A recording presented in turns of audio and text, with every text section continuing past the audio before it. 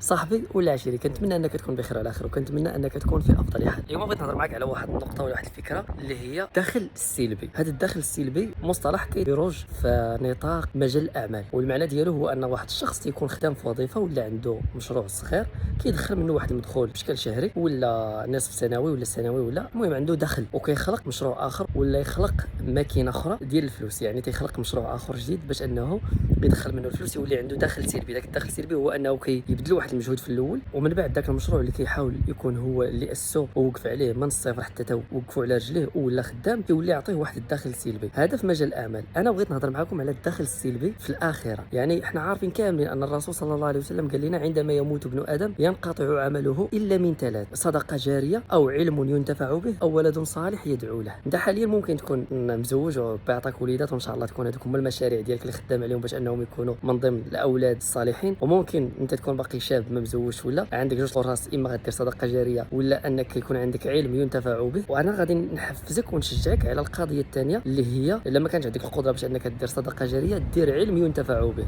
المساله ديال العلم ينتفع به هو ان داكشي اللي علمك منه الله سبحانه وتعالى، لا سواء علم دنيوي او علم اخروي، حاول انك بارطاجيه وتشاركه مع الناس. يعني دير واحد القناه، حاول انك دير فيديوهات وتبارطاجي داك العلم ولا داك الشيء اللي علمك الله سبحانه وتعالى. حاول انك تبارطاجي. راه ما عرفتيش شنو هي الحسنه اللي تقدر انك تدخلك الجنه ان شاء الله. وراه الانسان ما كيعرفش راسو امتى يقدر يموت. في اي لحظه يقدر يوقف عليك ملك الموت يقبض الروح ديالك. وبالتالي انت لا درتي فيديوهات ولا درتي شي حاجه اللي مزيانه وتفيد الناس وكيستافدوا منها، لا سواء دينيا او دنيويا، راكون متيقن ان الاجر ديالها غادي يوصلك. وفي الختام راه كاين واحد الحديث زويون ديال الرسول صلى الله عليه وسلم، قال: من سن في الاسلام سنه حسنه فله اجرها واجر من عمل بها الى يوم القيامه. يعني انت الا درتي شي حاجه ولا نصحتي الناس ولا وجهتي الناس ولا قلت شي فكره ولا شي موضوع ولا شي علم وفاتهم، فات غير شخص واحد، راه داك الاجر ديالها غادي يوصلك في القبر ديالك. لهذا خدم على هذه القضيه، يكون عندك دخل السلبي الاخروي. يعني ما تخرجش من الدنيا وانت ما مخليش الدخل السلبي الاخروي. خدم على هذه القضيه، وراه العمله الصعبه يوم القيامه راه هي الحسنه. خدم عليها ما حدك باقي حي في الدنيا. راكم مبروك وساعتكم سعيده، والسلام عليكم ورحمه الله وبركاته.